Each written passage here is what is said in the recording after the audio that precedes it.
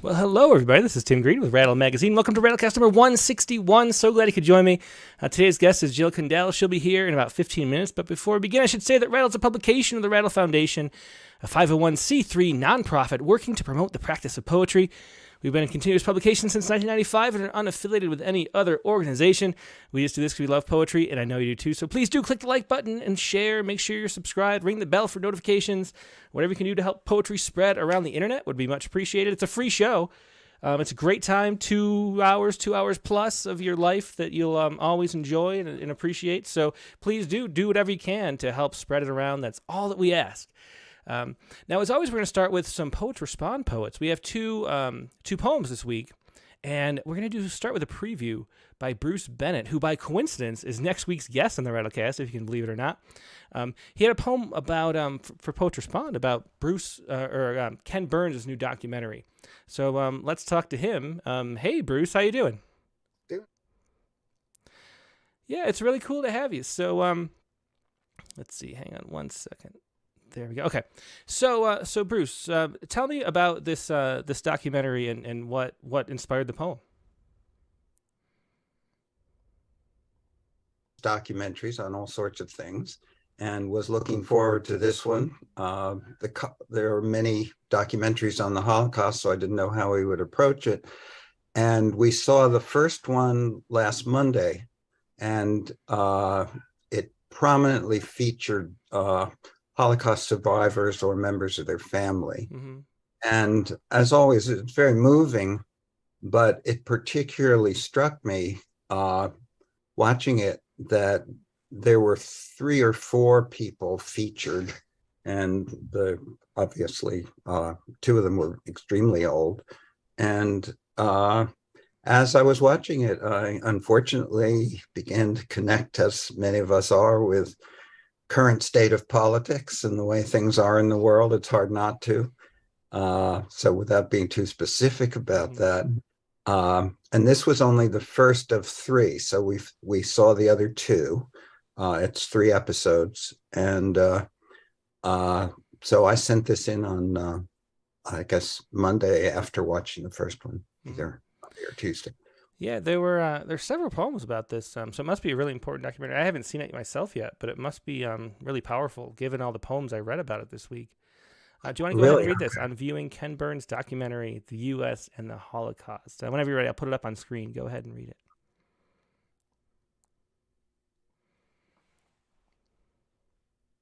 Was the first episode.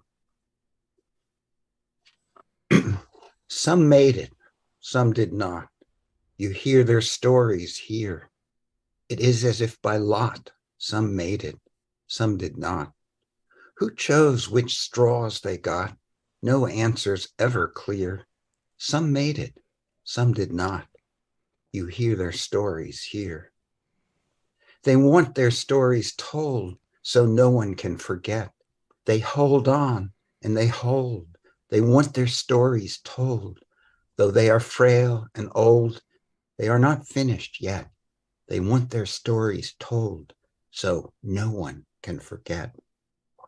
We listen and we think, how could they be so strong? How low can countries sink? Then look around and think, we too are on the brink. We may not have too long. We listen and we think, how could they be so strong? We hear their stories here. Some made it, some did not. No answers ever clear. We hear their stories here. We listen and we fear we too may draw their lot. We hear their stories here. Some made it, some did not. Yeah, beautiful poem there. That was Bruce Bennett on viewing Ken Burns' documentary, The U.S. and the Holocaust. Really powerful trimeter poem there with those rhymes that just repeat. Just wonderful stuff. Thanks so much for sharing that, Bruce. And we'll talk to you next week for a whole hour. So I'm really looking forward to that. And it's really neat that you could be here the week before as well. Thank you. Thank you, Tim. Yeah, very cool. My pleasure. Thanks, Bruce. Okay. And now we're going to take a look at the Sunday's poem as well. And this was How Many Times by Susan Sue. And Susan's in China, so she could not be here for the show. It's a bad time, and technology as well was an issue too, I think. But here is the note that she wrote. This is Susan Sue. This is her note about the poem from Sunday, which people have already read, at least. So let's take a look at that. Here it is. Susan Sue, September 18, 2:40 a.m. On the highway of Guzan province, a bus carrying 47 people flipped onto its side. 20 people were injured. 27 people died. I wish the dead find peace and eternal rest, and I send my deepest condolences to those who lost their loved ones. My grief and anguish forced me to write this poem. It was the only thing I could do. That was her note about this poem. And here is, I'll have to read it for her. This is Susan Sue's poem. Beautiful. And how many times?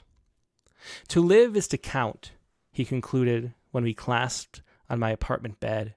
He was a fireman, a man who touched my legs like tracing a bruised star. At night, he talked about people disappearing in the smoke. We were in that burning building, 7 of us, only 6 made it back to life. He always paused here as if he still felt the fire licking over his lap, blurred voices counting down to his face. I am always thinking of 7, you know, but I only count to 6. It was August. After sex, he let me wet his wounds with my lips and told me an old Chinese myth. Time is a ferry adrift on Lethe. People lose track of their property. The day they stop counting, they fall into bare black stones and become the flower of fire, Manjusaka. He had large hands, large enough to scoop the moon when he cupped my face. I was reminded of my grandpa.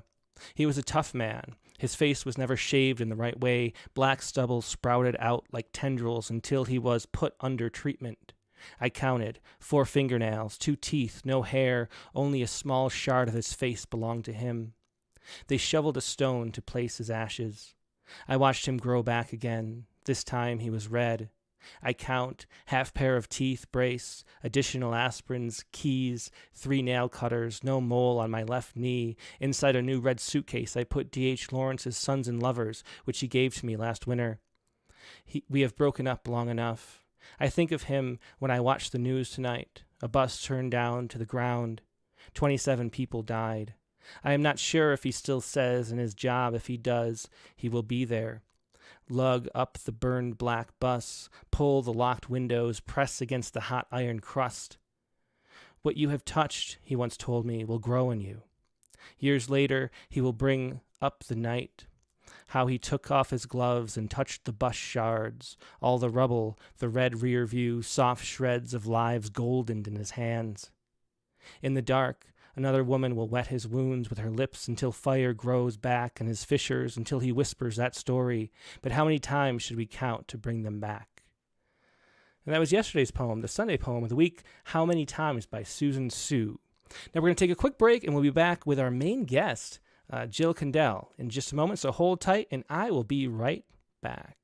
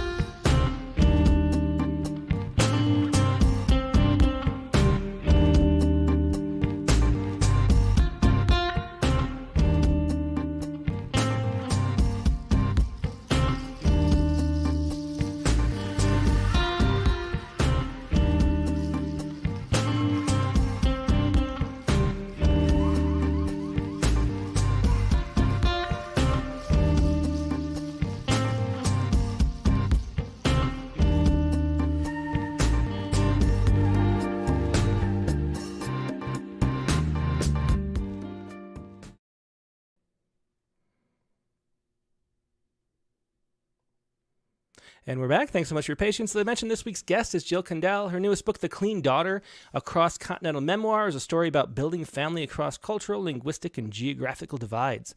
Kandel's essays have been published in multiple journals and anthologies, and her poems have appeared twice in Rattle. Her first book, So Many Africas, 6 Years in a Zambian Village, from Autumn House Press, won the Autumn House Nonfiction Prize and the Sarton Women's Literary Award.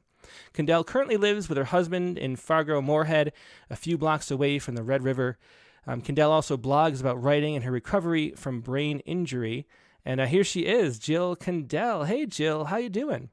Hi, Timothy. I'm great. Happy to be here with you today. Yeah, I'm so glad to have you as a guest. Thank you. It's really, we have poets as guests so often, and you're a poet too. But to have a guest that's a memoirist as your main form of writing, it'll be really interesting. Mm-hmm. We'll talk a lot about that. So can you maybe I want to read a passage from this book. Do you want to start out explaining what the book's about, and then and we'll read a little bit from it? Sure. So the title of the book is The Clean Daughter, a Cross-Continental Memoir. And Clean Daughter is sort of a bad translation of the Dutch word for daughter-in-law. So I grew up in North Dakota, married a man from the Netherlands. And the book circles around my relationship with my father-in-law, Isaac, who was never we never had the relationship that I had hoped for. And so it's about living on 4 different continents. My husband works with agriculture and subsistence farmers, and we lived in Zambia, Africa, and then we lived in Indonesia, the UK, the Netherlands, and came back to the States. But primarily I'm trying to understand my father-in-law and what it means to build a family when families 5,000 miles apart and when personalities are really very different. Mm-hmm. Yeah. It's a very, very touching story. Very fascinating too. There's so many things that come up through it. Do you want to read a passage from it so we could get a feel? I do. I'd just like to say that the book is broken up into 9 sections. And after that, it has 188 subsections, little tiny, like mini chapters. And I would also add that Isaac, when he was an older man, decided to end his life using euthanasia in the Netherlands. And he was not having a terminal diagnosis and was healthy and still living on his own and driving. And we had a very hard time understanding his choice. And so this chapter is about halfway through the book. And the people in it would be Johan, who's my husband, Isaac, who's my father-in-law, and Andrea, my sister-in-law. And at this point, it's 2008, and Isaac has been talking about euthanasia, but he hasn't been given permission from his doctors. And so, what page is it? I know you said, but I forgot. 165. 65. Okay. I thought it was 25. Yeah. Okay. There you go. Good. Yeah.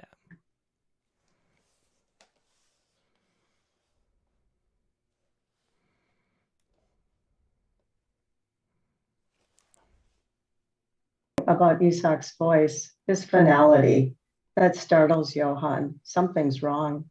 When they hang up, Johan calls Andrea and she tells him, tomorrow. The doctor's coming tomorrow. Johan calls his father back, pleads with him, knowing it will be their final conversation. And what can you say when you've been given this awful power, this knowledge of the future? Later that night, we tell our 2 oldest children, Christina and Joran, about Opa's decision.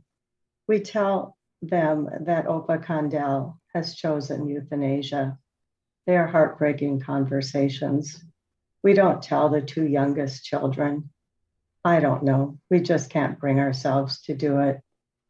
It will be 4 years until we learn the details of that day, the minute-by-minute happenings, the food eaten, the carefully chosen music, the actions of the people present, Isaac skipping down the hallway to his bedroom as if going on vacation.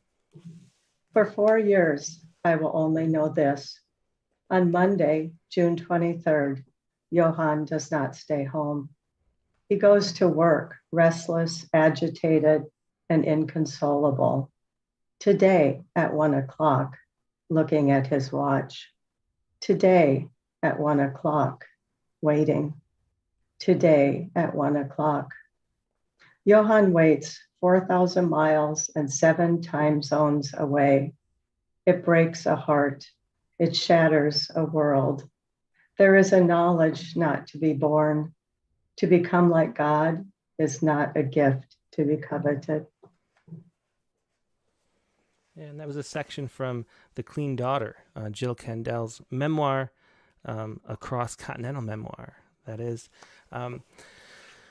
So it's really interesting the way that the memoir is arranged. That you start out with the family being built and Johann and moving around the world, and then it becomes sort of swirls around everything, and then it becomes focused on your father-in-law, who was such a mysterious figure in your life.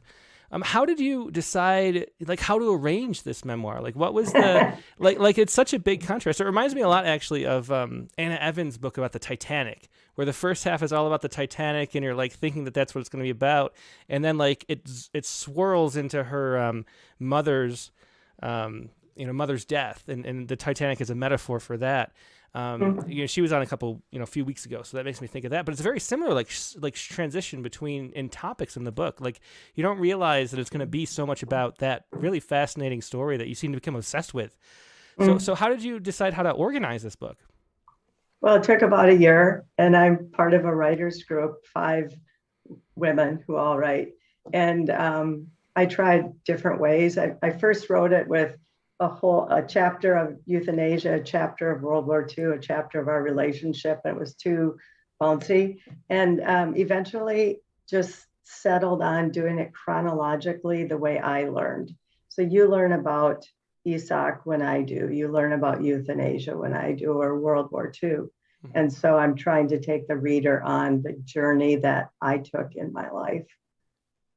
Yeah. It's just a fascinating book. And since we talked about your father-in-law already, what is it like? I mean, that was one of the most interesting aspects of the book, is just this mystery that surrounds why he made that choice that he did. Mm-hmm. How common is that? And it's been maybe 20 years since it's been available. How euthanasia was legalized. Yeah, in 2002 in the Netherlands. And at first you had to have a terminal illness and be in excruciating pain. And they had a lot of parameters around it. And every year it's gotten a little bit easier, and a few more types of people have been able to apply for it and get accepted for euthanasia in the legal system. So right now, between 5,000 and 6,000 people per year in the Netherlands choose euthanasia as a way that they want to die. Mm-hmm. And do you know, what percentage of that is it? A large compared to the people who do it for illness? Sorry, that I don't know. Yeah. Well, it's such an interesting topic. I mean, I always felt like if, we don't have the right to bodily autonomy and to make our own choices, then what rights do we really have? So I've always felt like it's important to be allowed, but then at the same time, to have no explanation for it must have been so difficult for everybody in the family. It was difficult for the family because he made the decision and that was final. And there weren't discussions about it with him or with his doctor. And in the Netherlands, people really value autonomy and believe that their life is their life.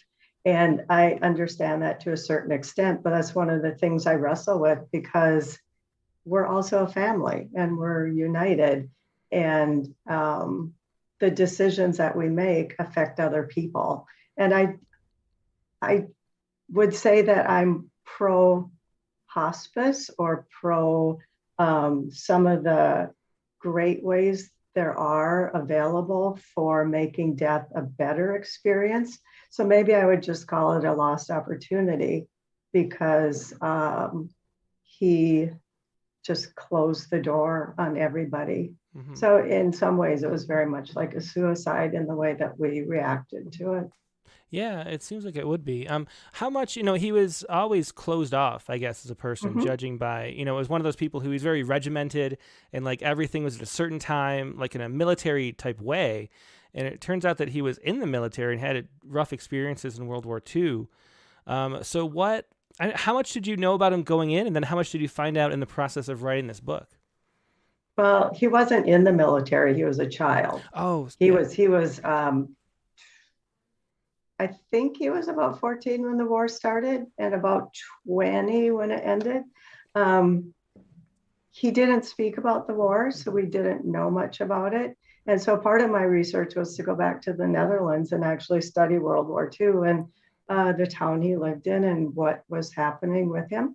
So that was starting to open my eyes as the war became less textbook and more personalized in my life. It gave me a lot of understanding for especially the fear. And I think his daughter, Andrea, my sister-in-law, told me that she felt that control was Isaac's way of loving people or protecting them.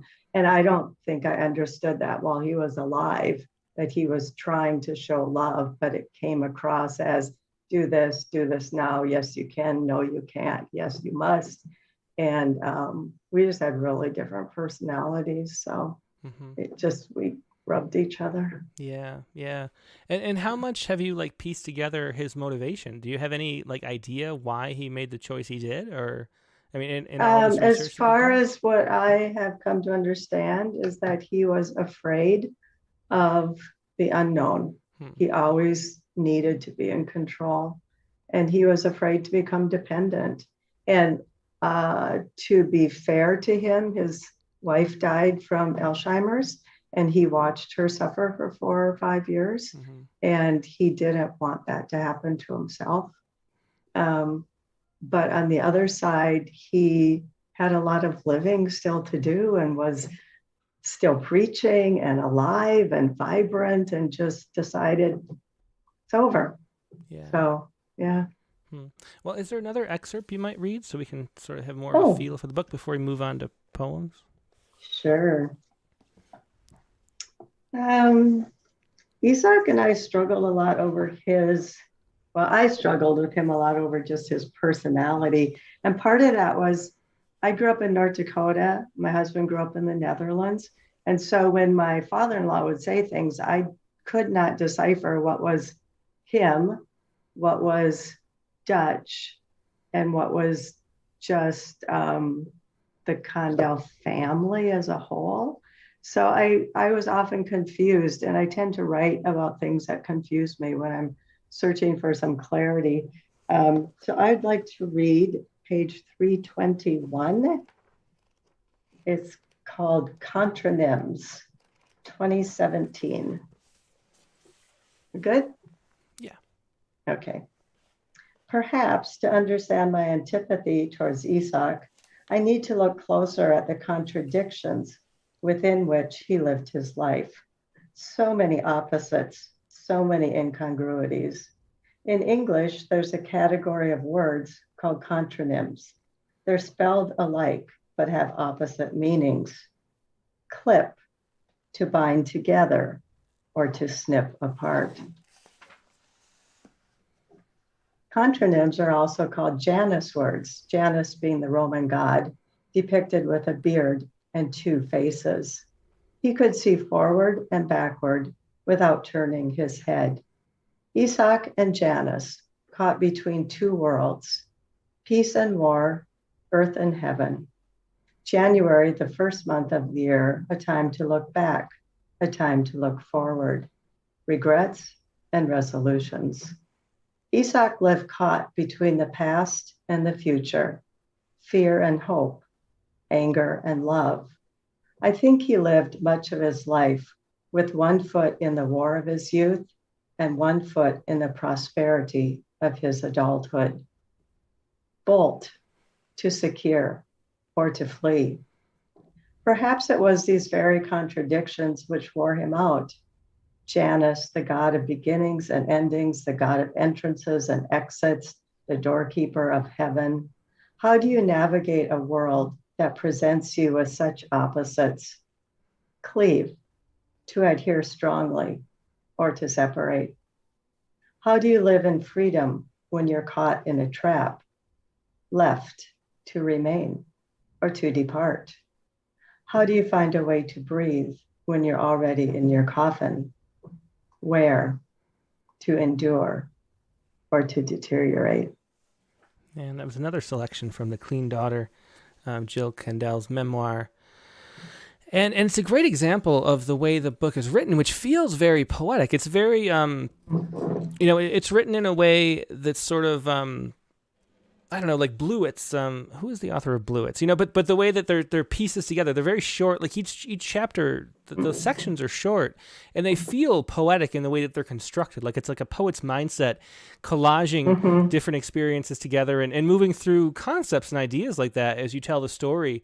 How did the book come to be like that? There's I don't read memoir much, to be honest, so I don't know how common this is, but it felt very interesting in sort of the brevity and the focus of each section and the way that it could have been a poem. So how did you approach the memoir in your storytelling? Well, I didn't start writing till I was 40, and I learned to write short is how I was first taught. And I'd go to writing conferences, writing retreats, workshops every year. And at the very first workshop I ever went to, we brought in a piece that was 1,500 words long, and we workshopped it and went through it. And the instructor said, okay, bring it back tomorrow, cut it in half. So I worked all night on it, and I brought back exactly 750 words the next day. But I learned to write short and tight, and that's just always stayed with me. It's what I like to read. And I do not know of too many memoirs that are written with so many chapters. Like 188 chapters sounds ridiculous, right? But they're very short. On average, each of the chapters is 900 words. Yeah. And was that, was that I like conscious... writing that way. Yeah. It was very conscious. Because I like things to be tight, and I say what I want to say, and I don't like to be flowery and redundant. And there's also a lot to say because the book covers a lot of the Netherlands during World War II and what my father-in-law grew up with, but also the progression of euthanasia in the Netherlands. And then there's all the countries that Johan and I were living in and moving around and working in. So to write big chapters, it would have been, like massive, like 3-volume book or something. And no, so. Yeah. Well, it's great. I mean, it's just so good for attention spans, the way that it operates now. I think shorter is better in a way because our world is so quick with things flying at us constantly. And when I told you to read, asked you if you could read an excerpt, I was thinking they'd be longer because I hadn't read the book yet. Do you want to read? I just want to make sure people get a feel for this book. Do you want to read one more section? Okay. Well, I only had 2 picked out, so let's see what I open up to here. Oh, I'll read a funny section that is about a Dutch tradition that had me really thrown when I first went to the Netherlands. So this is on page 120, and I'll start halfway down the page at "We Arrive." So at this point in the story, I think we have 3 children, and we've just arrived in the Netherlands from Indonesia. And opa is the Dutch word for grandfather, and oma is the Dutch word for grandmother. So we're all jet lagged and getting used to cold weather and being in Holland, okay? I should say, we biked about 5 miles with our 3 children to get to their house. We arrive and we get off our bikes, and we arrive and the strangest thing happens. Opa sets the table. He serves a typical meal of meat and potatoes and green beans. He's doing most of the cooking now. It's beyond Oma's ability. Isak serves himself and Oma. Then he gets out cold cheese sandwiches and sets them on the table for us. He bows his head to pray and looks up smiling. Eet smakelijk. I look at Johan for cues. Is Isak annoyed at us? Did we do something wrong? Why are we eating cold cheese sandwiches and they're having a hot supper meal? Johann carries on as if all is normal. I'm so confused. Did his dad treat him this way for punishment? Is this some sort of passive aggressive displeasure? Later, as we bike back to our rental, I ask Johann, what was going on there? What do you mean, he asks. Why did we get sandwiches while your folks ate a full meal? They were having their warme Mahlzeit, their warm meal, he answers, as if it should be plain as day. I don't get it. Is he mad at us? I ask. Jill, in the Netherlands, we only eat one warm meal a day. Pa knew we were out this morning. We had a warme Mahlzeit at the restaurant earlier for lunch, so he made us sandwiches. I can't believe it. I can't imagine my mother serving different meals to different guests. And I'm not only offended, I'm hungry. Sitting with a cold cheese sandwich while people around me ate pork chops, potatoes, green beans, and applesauce just didn't do the trick for me. It's late and the kids are crabby and tired. I tell them to get their pajamas on. Usually they're asleep by this time, but I don't care. I go to the cupboard and get out some snacks. The kids pad out to the kitchen in their sleepwear. Come on, kids, I say, let's eat. Hot chocolate and toast, anyone? Yeah. There's another section from The Clean Daughter by Jill Kandel. And there's a question here, and I should say if anybody has any questions for Jill, please leave them in the chat windows, either on Facebook or YouTube, and I'll pass any along that you might want me to. So Dick Westheimer, who also mentions that you read your book like a poet would, which I completely agree. He also says it looks like you paint. Looking at your background in the frame. Yeah. So he would love to hear how your visual art informs your writing and vice versa. I would say I started writing at the age of 40. And I would say for most of my writing, I tend to write to understand a problem or to work out a gap in my life, something that just doesn't make sense. And when you live in multiple cultures with multiple languages, there's a lot of gaps, especially from my years in Zambia. So I tend to write about the harder things that I'm looking for clarity. And my painting, I tend to do for fun. It's usually bright and cheerful. And I paint a lot of horses because I grew up with horses. So I call it my horse painting therapy. Yeah. Yeah. Of all the places that you've lived, which is a bunch of them, where did you feel like most at home? Like, what did you love the most? Is there a certain place that you just connected with when you got there? Indonesia. Mm-hmm. Yeah, Indonesia has 1,000 and some islands. I don't remember how many, but we lived on the northernmost island and the northern tip of that island, which was called Sumatra. Mm-hmm. And we were way up in the mountains working with coffee farmers. And I think what made the difference is I learned the language.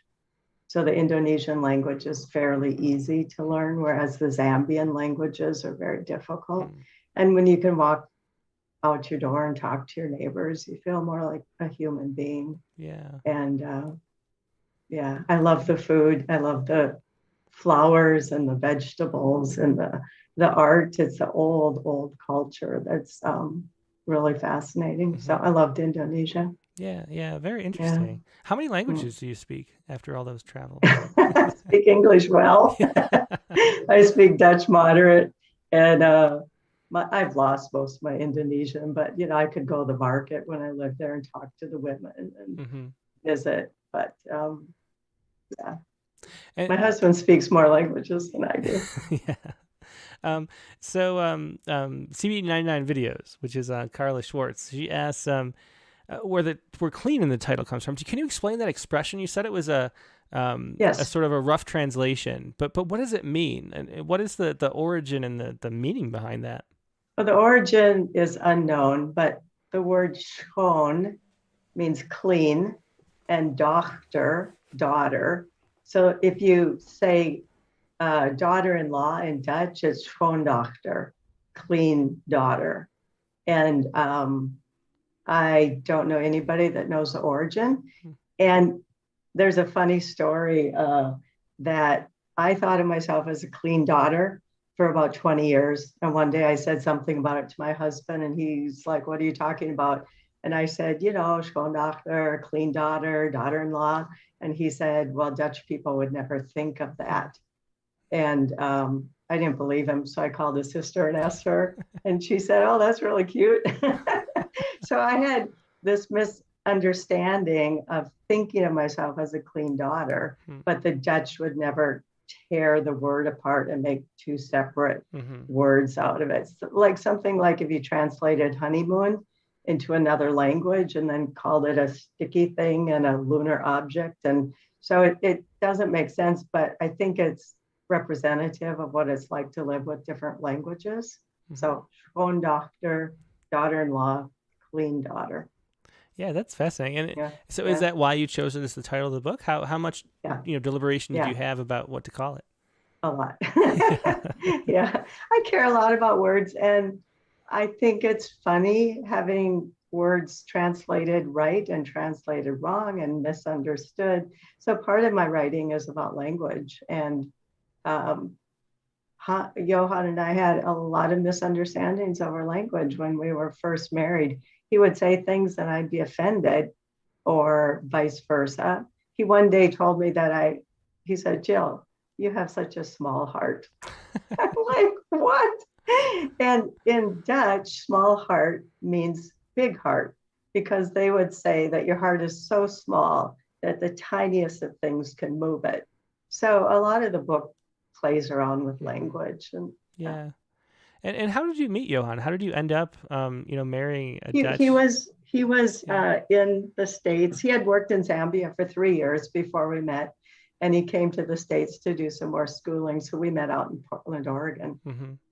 Got married a year later, and within 6 weeks of our wedding, we had moved to Zambia to work with farmers, and took a 8-hour bus ride across the country, got in a canoe, and took a 10-hour canoe ride out to the village that we lived in, and we lived there for 6 years. Oh, wow. So, yeah. Welcome to marriage. Yeah, for sure.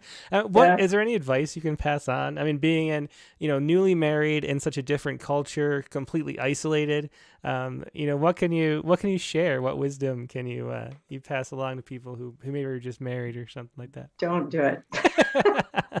Don't get married, or don't go to Zambia in the middle of nowhere. I think it would have been easier had we been married a year and knew each other better. I mean, I was marrying a man from a different country. I'd been in Holland one time when we were married. So I think we would have been smarter to have waited a year before we went to a third culture, because we were already dealing with two. Yeah. But having said that, I was young and interested and intrigued by the world, and it was fascinating. And I wrote a book out of it. and so what was it that brought you back to you're in the Minnesota, North Dakota area now. What brought you back? After Indonesia, Johan decided he wanted to do his PhD in agriculture. And I grew up in North Dakota, and my folks were like, "We want you to come back here with those grandkids." So NDSU had a good agriculture PhD program. So we basically came back to be near the grandparents. Yeah. And with the intent that we would go back overseas again, but that didn't turn out. So, yeah. Well, it's fascinating because your poetry is so poetic in sort of style and shape, I'd say. It feels like you, you approach your nonfiction writing, your prose writing, like you would, like a poet would, which is fascinating. And then, of course, you're a poet too. So how did you end up, writing one versus the other? Like what made you? I assume you got into, because you have more books than nonfiction, that you got into nonfiction first. But how did you discover that you were sort of also maybe a poet at heart, I would say? Well, I started out as an essayist because I don't have an MFA or any sort of degree in writing, and I wanted to build a resume. So I started writing essay, which in itself is usually shorter. And I liked writing short and tight. And people who read my first book, So Many Africas, often said, "Oh, you're so poetic." And I grew up reading and loving to read poetry. and hearing the King James Bible and a lot of poetic type, the old classics. I love to read them. And I think it just, you build this rhythm into your soul, into your vocabulary. And so, yeah, people kept telling me, oh, you're so poetic. And I have one of the women in my writers group is a well-published poet. And I thought when this book came out, I didn't have the breath to write big things. And I thought, oh, I'll work on some poetry. So that's how it started. Oh, excellent. Yeah, Nate Jacob here says, I can't believe that wasn't a poem, referring to the last passage. Beautiful. And yeah, that's how the book reads. It reads like poems, woven together, which is fascinating. But let's hear some actual poems of yours. Okay. What do you want to read first? Because it's we have a few here. Well, do you want me to read the one that you published in Rattle or skip sure. that one? Yeah, that'd be good. Sure. Okay. So this poem is written about when we first moved to Zambia. So I'm 26 years old, living in a country where I can't speak to people very well. And my husband at that point was quite a workaholic. And we both had a lot to learn. Okay, how much do you weigh? A question asked often by old men or young, friends, strangers on the road, how much? I didn't know how to answer.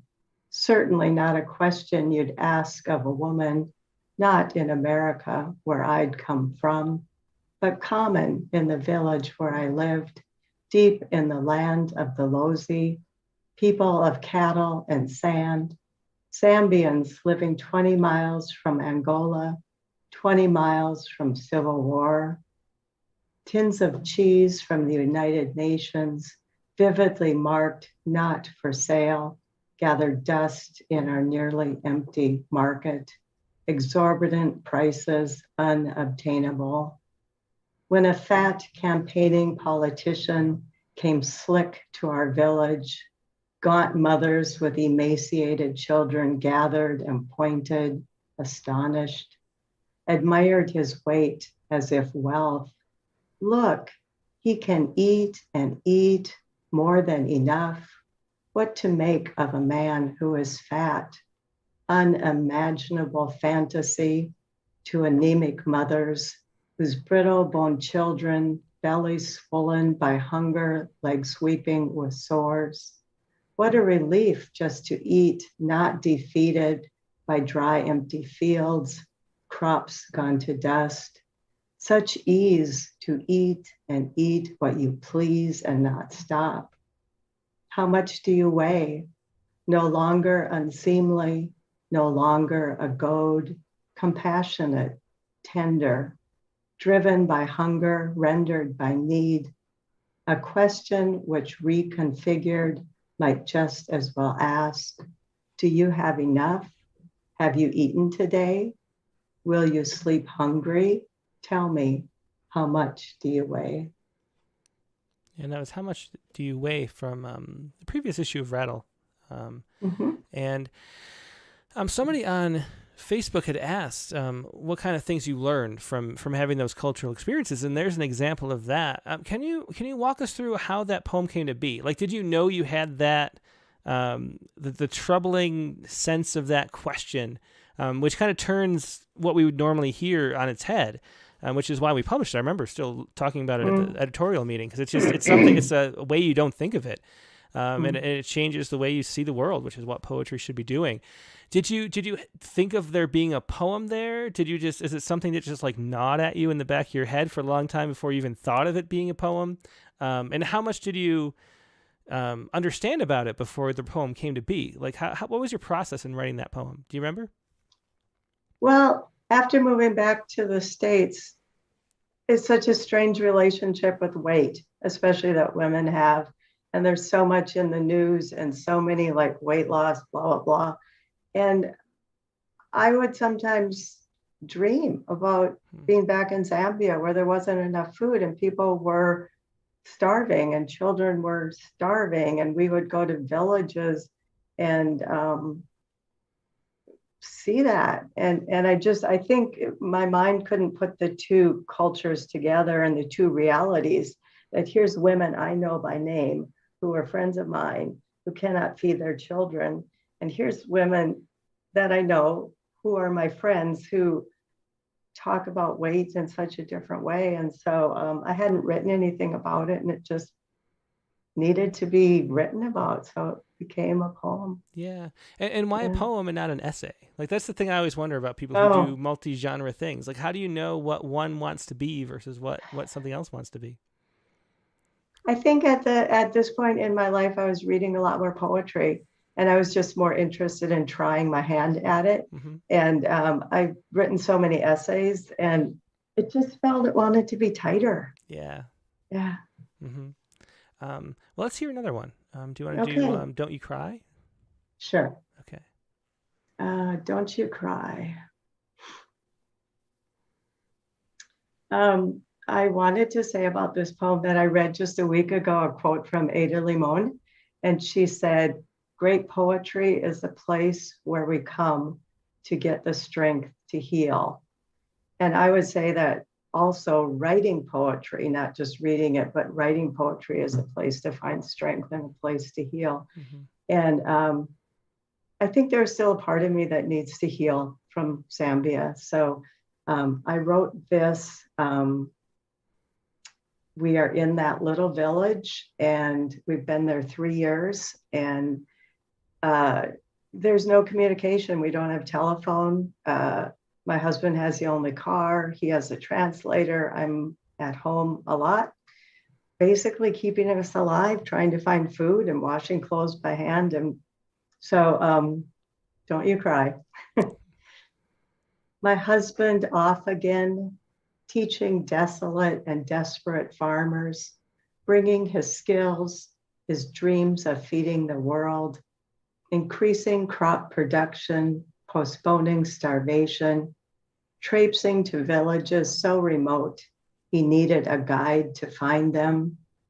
Lutwe, Sihole, Imenda. Week after week, week after week, as months became years, my husband crisscrossing the Bolozi Plain, the dry Litongo soils, dambos and sands, those large alluvial flats. He knew them all. He and his guide, who spoke 5 local languages, a team. I was the lost one. They traveled together, cheerfully tethered, Kashimana, Sikongo, Kakula. I slipped into a silence, days drowned in stagnant, lonely waters, alone. Some days, those muted waters, my only embrace. My husband, so dutiful, so driven, Ndelwa, Chumbula, Nguya. Then deep inside, another life touched me with gentle movement. I birthed her, my first child, on a broken metal bed in a cockroach-infested room, cement walls decorated with gray termite mounds. My sweaty hair thrown on a dingy pillowcase, stamped in bold and blocked red letters, Government Republic of Zambia. My firstborn, my bald and beautiful daughter, wet with my blood, wondrously alive, her bright newborn eyes, blue and attentive, fixed onto mine, didn't look away. She held me in a steadfast gaze, our eyes mirrors as we found ourselves in each other. An hour later, home, snuggled together under a mosquito net, she slept.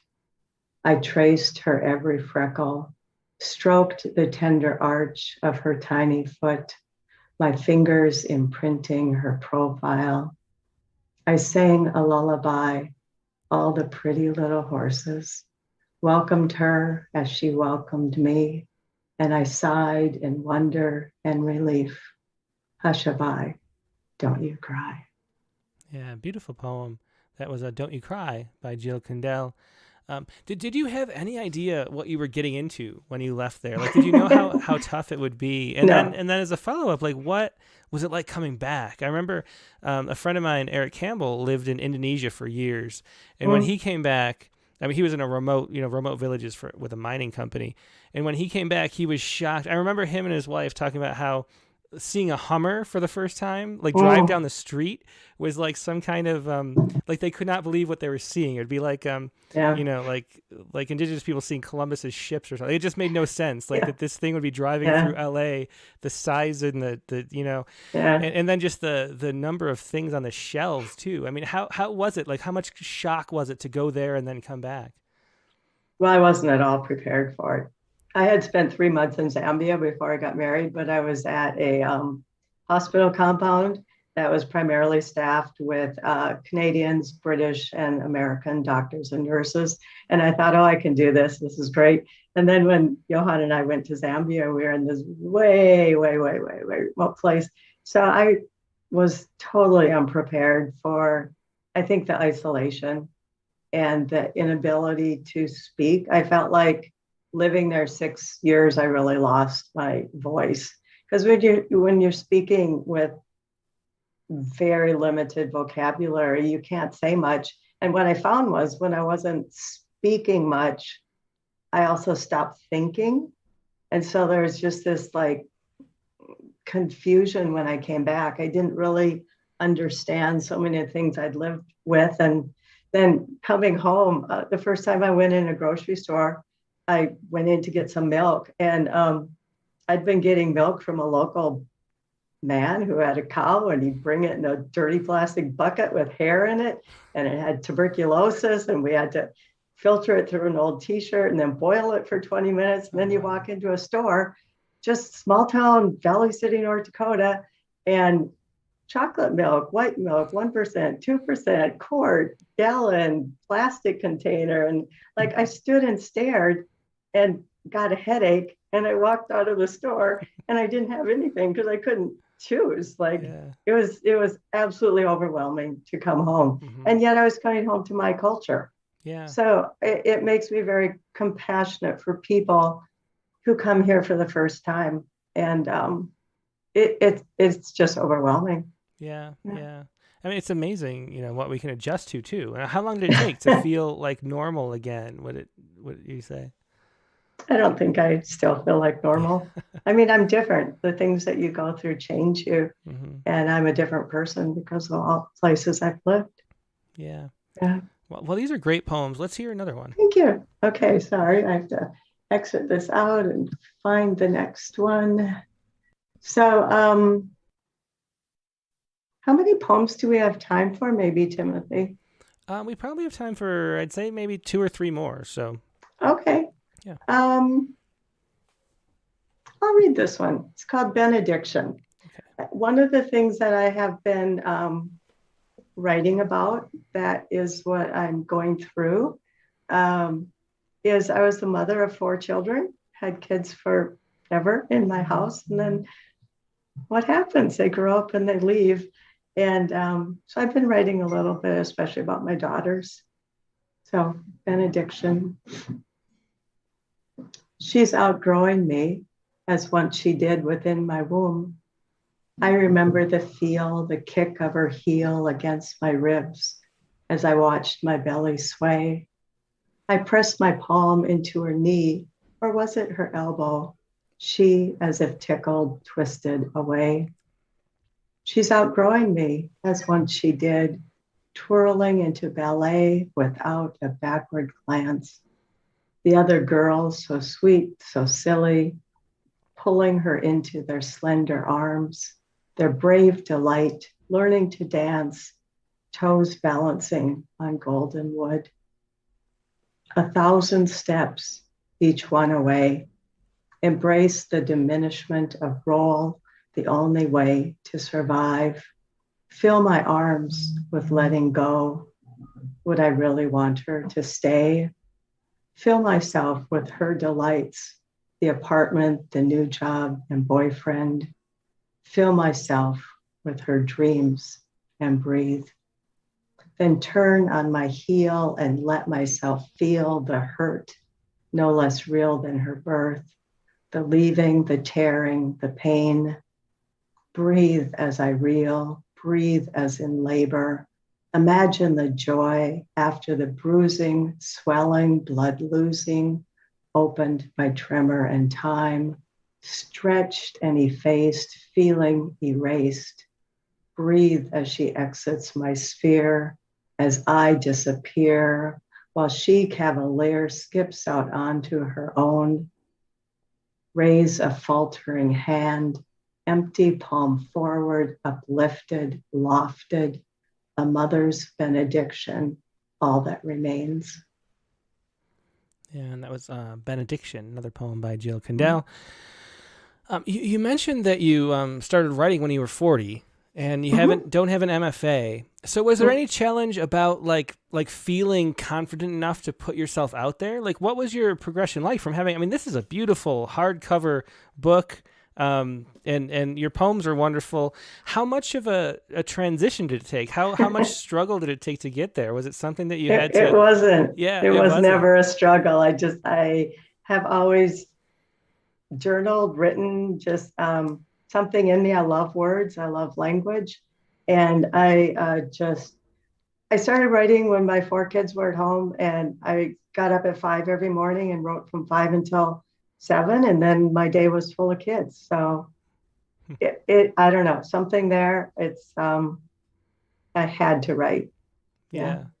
And why do you think that is? Like, what do you think compels you to? Is it the process of interrogating yourself and exploring your own memories, or is it sharing it with other people more? What do you say?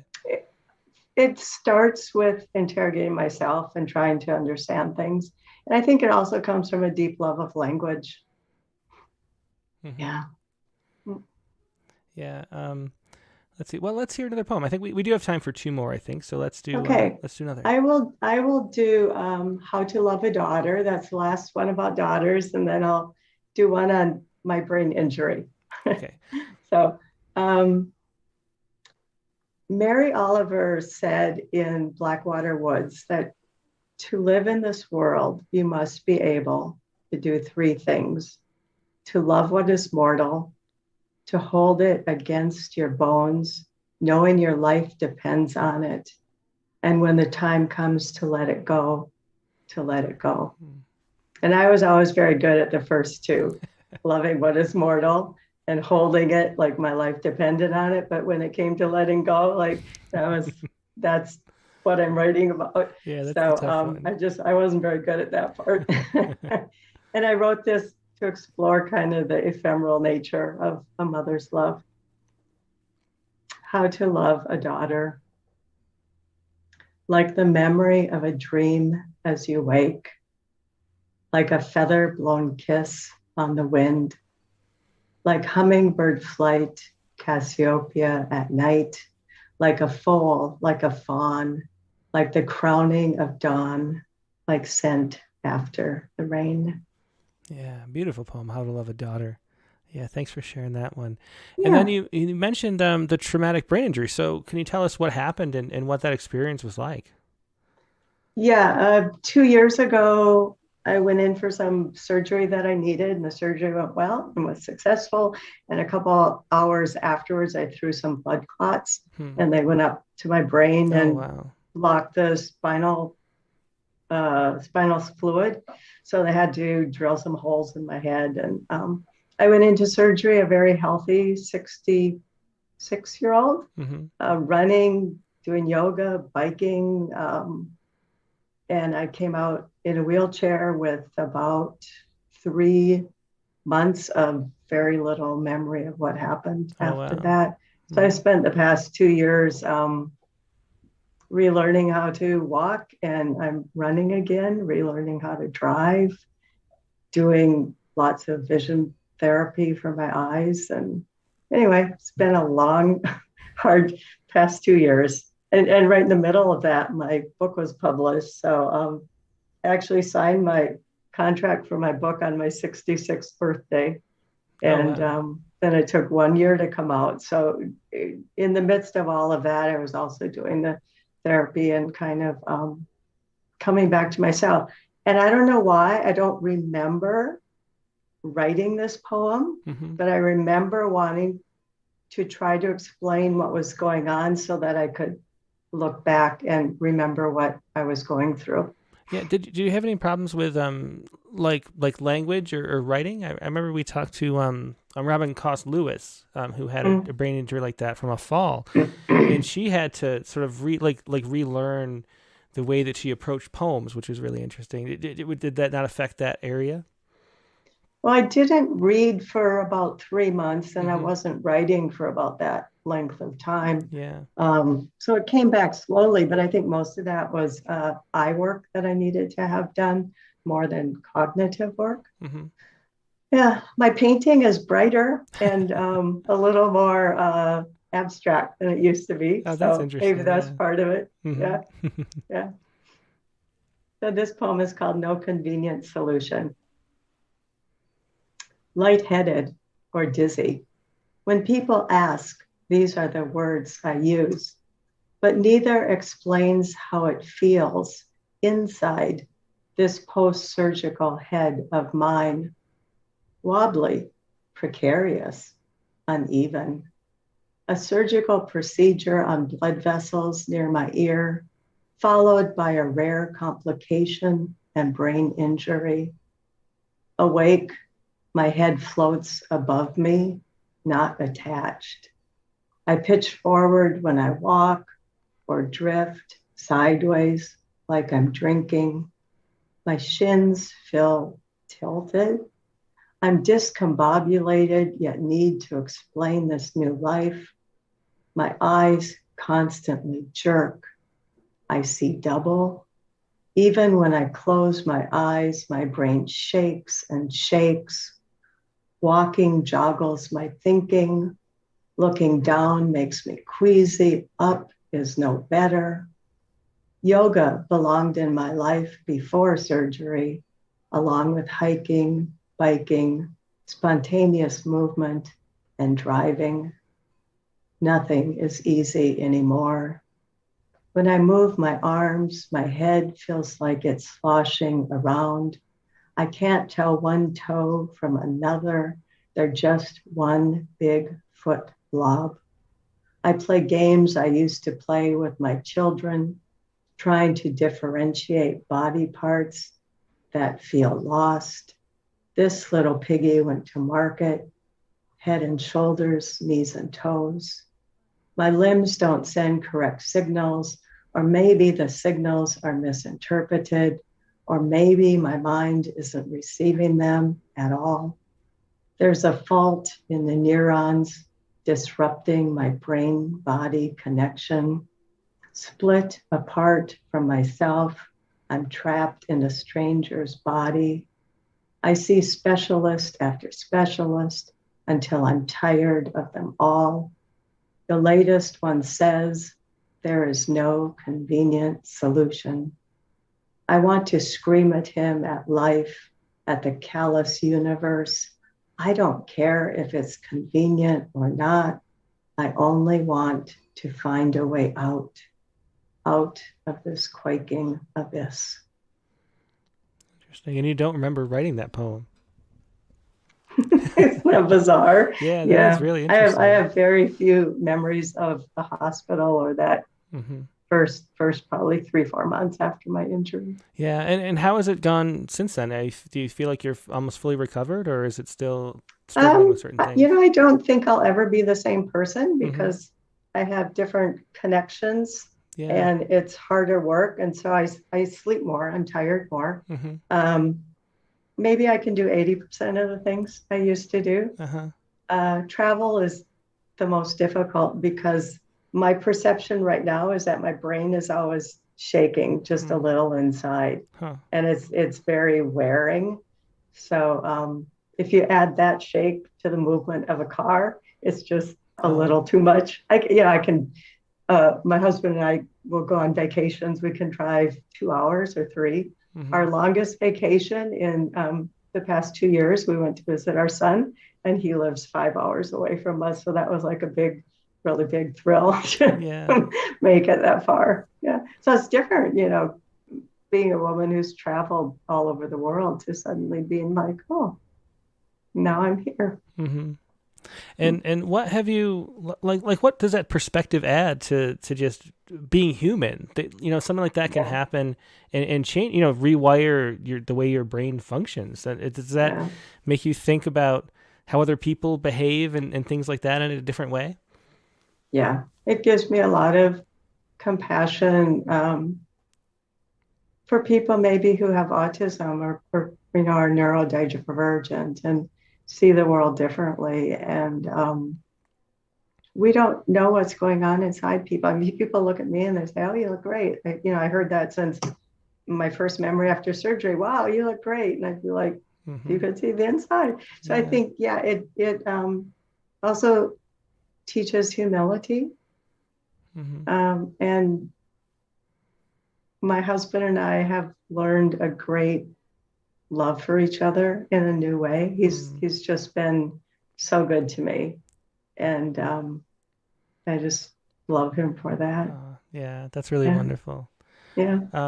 So what do you have? Like, what are your plans next as a writer? Do you want to focus more on poetry? Do you have another memoir in you, or what do you want to focus on? What are you working on? My book just came out. So usually I think it's fairly common for a memoirist when a book comes out to spend about a year talking about it, writing companion pieces. So I'm writing essays again and op-eds and just trying to get some interest for the book. And I find more and more that I'm drawn to North Dakota and the places I grew up in and my heritage and what stories do I want to leave for my grandchildren. So I'm starting to think about writing and researching about my grandparents who were homesteaders in North Dakota. I'm very interested in that right now. And I have a dear friend who is Ojibwe. And so we are having discussions on, your ancestors stole my land and what it means to be a person of a land that wasn't ours. And yet my grandparents escaped from German Russia, which is now actually, they came from the Ukraine is what we call it now. And what kind of life did they have and what did they know? And where does the government, come into that in deceiving both groups of peoples? Yeah, that sounds fascinating. Definitely a great topic for another book, and I'm so glad that we'll have that eventually. Jill, thanks so much for being a guest. It was really fascinating listening to your life story through this memoir, The Clean Daughter, and then your poems too.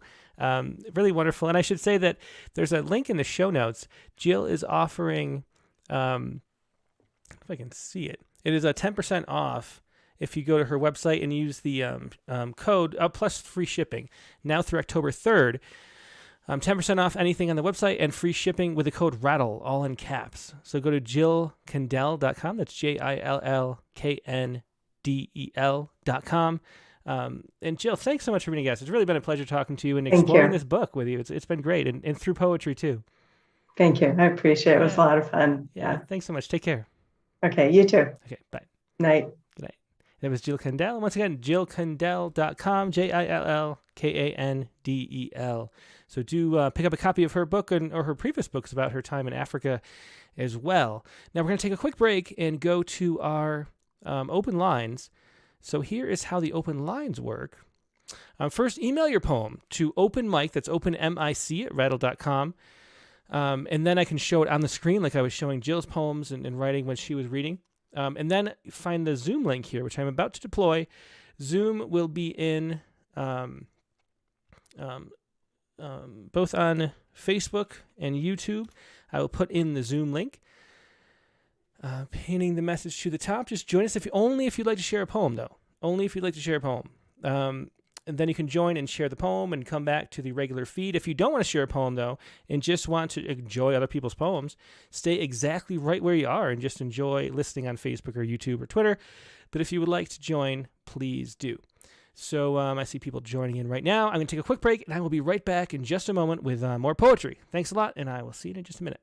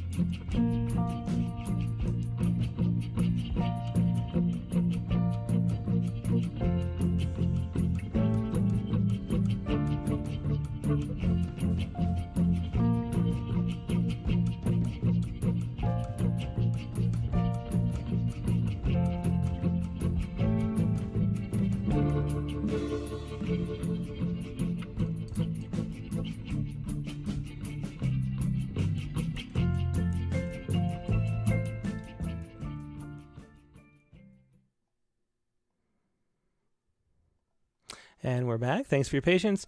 The prompt for this week, which I hadn't mentioned yet, was to write a poem about a historical figure most people don't know. That was the prompt last week given by last week's guest, Jessie Randall, because she had that book, if you remember. What was the book called? It was called I can't remember. Women in Science was the topic of the book. And so that was her prompt, to write a poem like she was about a historical figure in the first person, if you'd like, or not. I wrote a quick poem, and I wanted this to be a much longer poem. I think it deserves like a long kind of Kirby-esque braid poem, I think, because there's much fascinating things about this. But I wrote about J. Harlan Bretz, who was the scientist who discovered or chronicled the Missoula floods. And the fascinating thing about him, this was around 1920 or so, is that at the time, the first geologists were all sort of creationists trying to prove that the biblical floods were real. And so that's where sort of geology grew from. And then the second generation of scientists were all more legitimate scientists, you could say.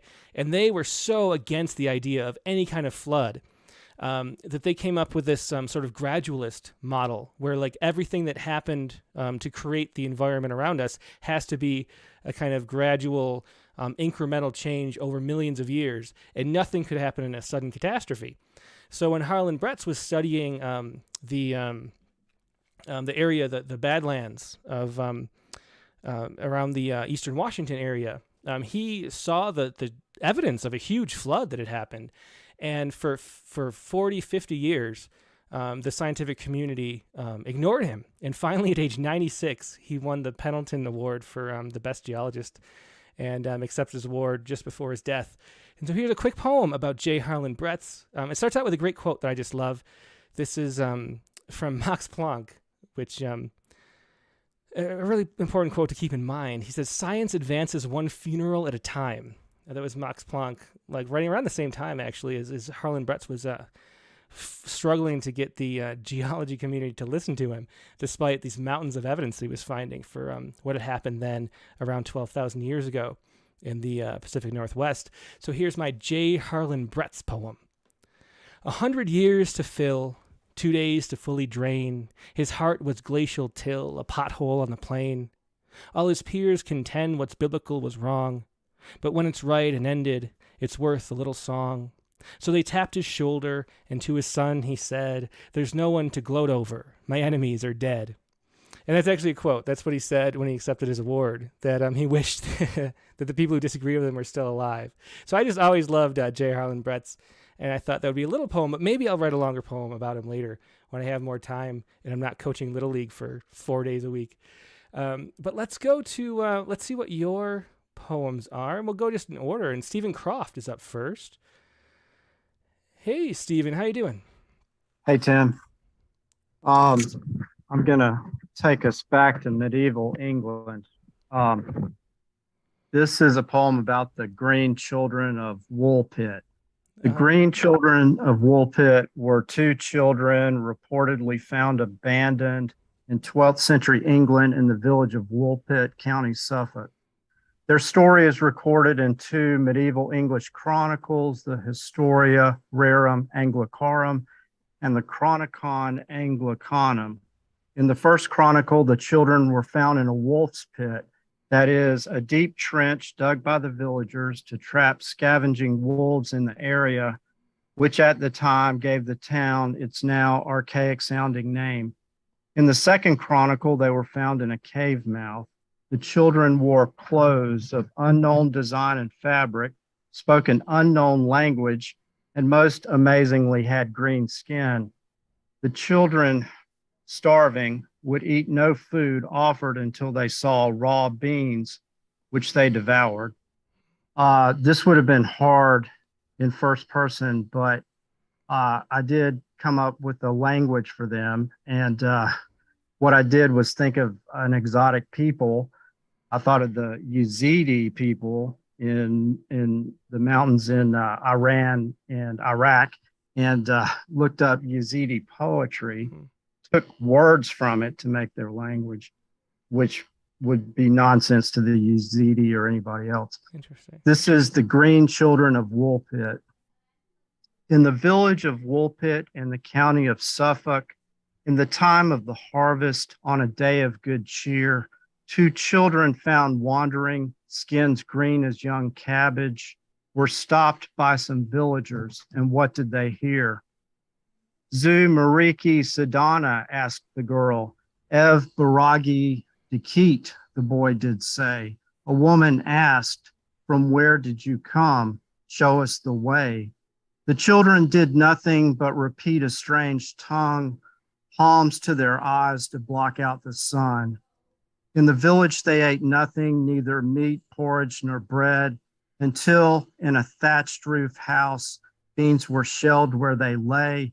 Up jumped the girl who came running, and the boy raised his head up. They ate raw beans faster than the women could shell them that day. Taken by the local lord to his manor, the boy pined and faded. The young girl learned English, did not did sheep when sweet bells they heard ringing. They followed the sounds to a cave mouth and through the caverns to England. The story is written in the Historia Rerum Anglicarum, how the girl left the land of a green king to be subject of King Stephen. So this tale of orphans goes. Today, Woolpit Village has them as emblem. Oh, Stephen Croft, that was a fascinating story. I had never heard, which was the prompt of the Woolpit. Very, very interesting. Thanks for sharing that. Thank you. Yeah, thanks so much. Yeah, that was Stephen Croft with The Green Children of Woolpit. Fascinating background. Let's see what everybody else has. I'm excited to hear the different stories that we get to hear that we haven't heard before. And let's go to Carla Schwartz next. Hi, I'm so happy to be here. Hey, Carla. Yeah, we're happy to have you too. So what do you have for us today? So I'm just amazed when I heard Jill tell the story of her father-in-law. Sounds very much like the story of the piece that I'm going to read to you. I don't know if I'll call it a poem either. And what I wrote about it was this prompt inspired me to write this poem about a now historical figure who is quite unknown. It would be almost impossible to find compassion in the voice of no one you had ever heard of, and I didn't want to spew invective. Rather, I chose to relay the facts of his life in as poetic a manner as I could. And this is called No One You Have Ever Heard of, a Life. No one you ever heard of was born in 1925. No one you ever heard of worked the fields of a Luxembourg farm to avoid conscription in the Hitler Youth. No one you ever heard of was confronted by two stranded and hungry American airmen who, seeking safety, had walked for days after their plane had crashed. No one you ever heard of, a kind teen at the time, offered them bread and cheese. After the war, no one you ever heard of studied engineering at ETH in Zurich.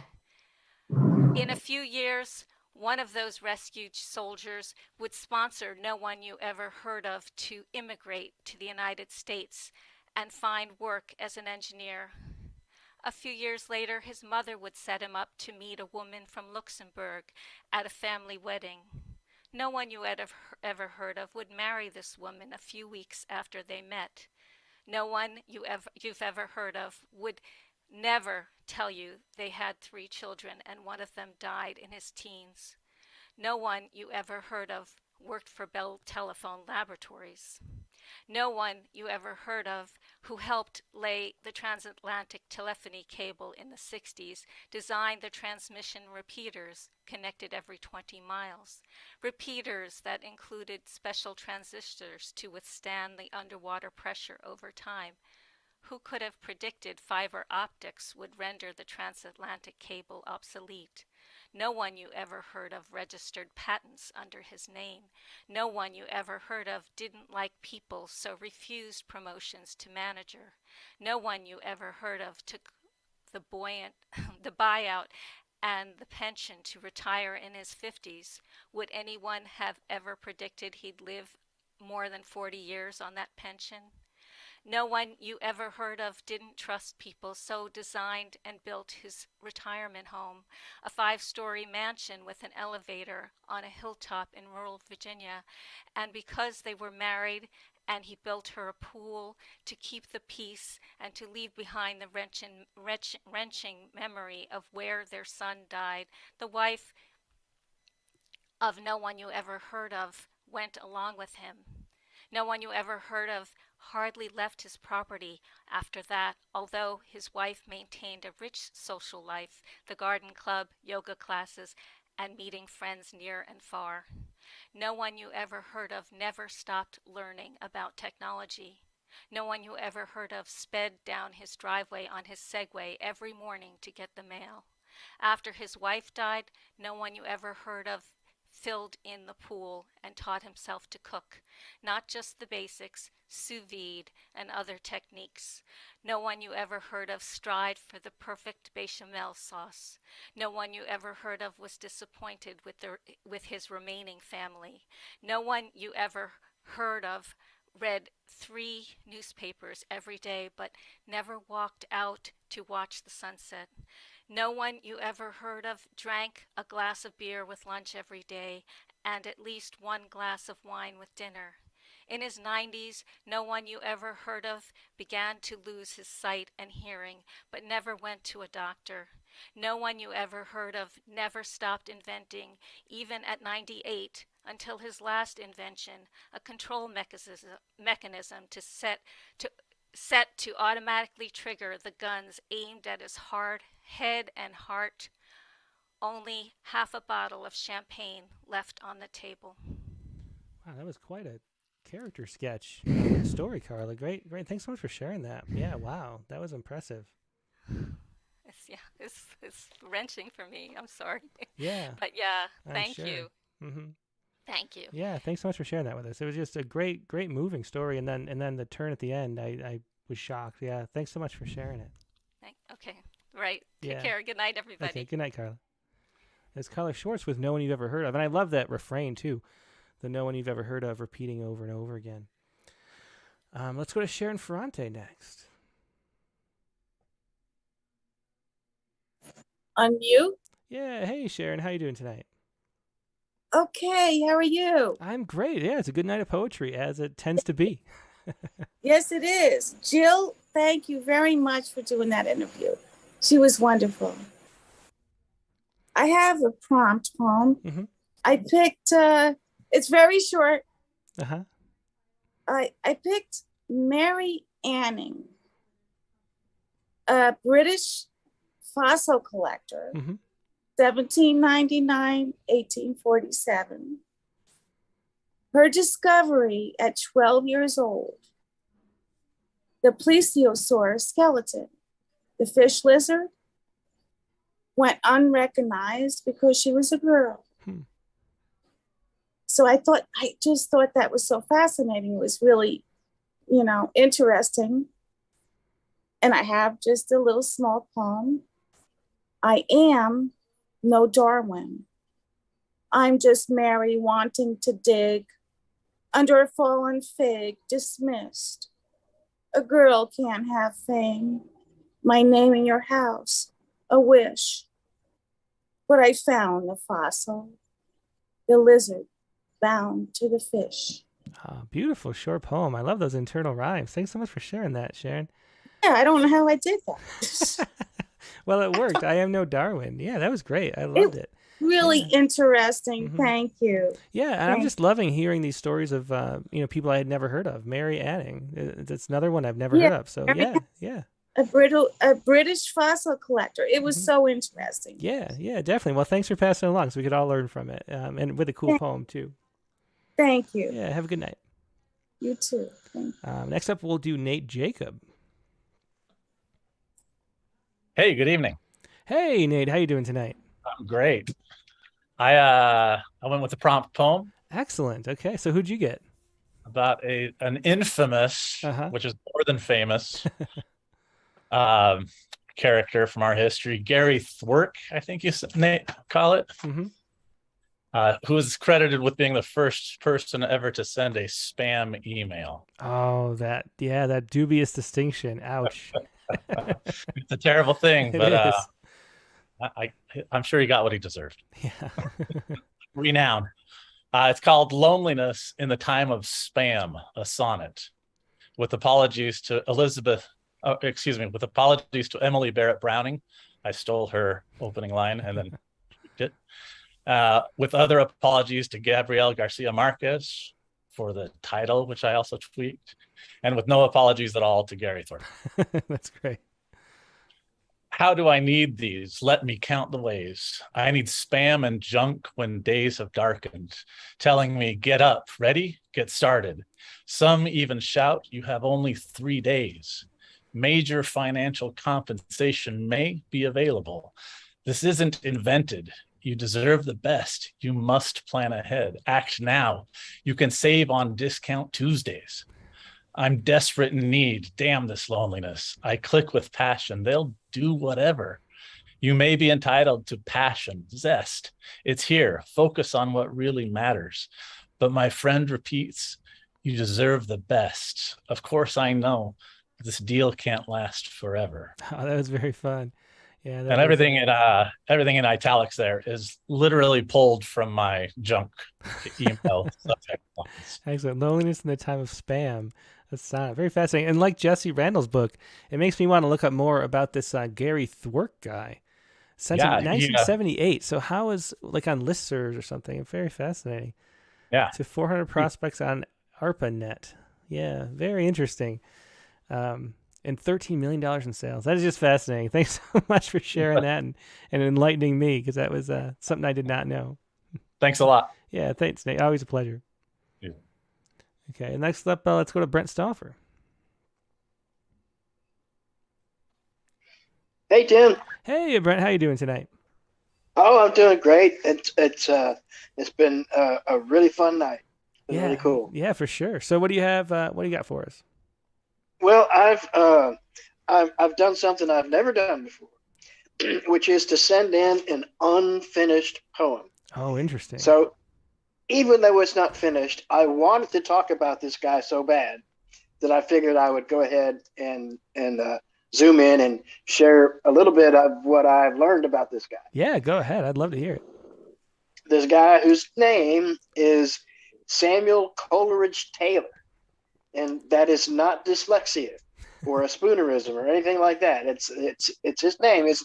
His dad's last name was Taylor, and his mom was a big fan of the Romantic poet and named him thusly.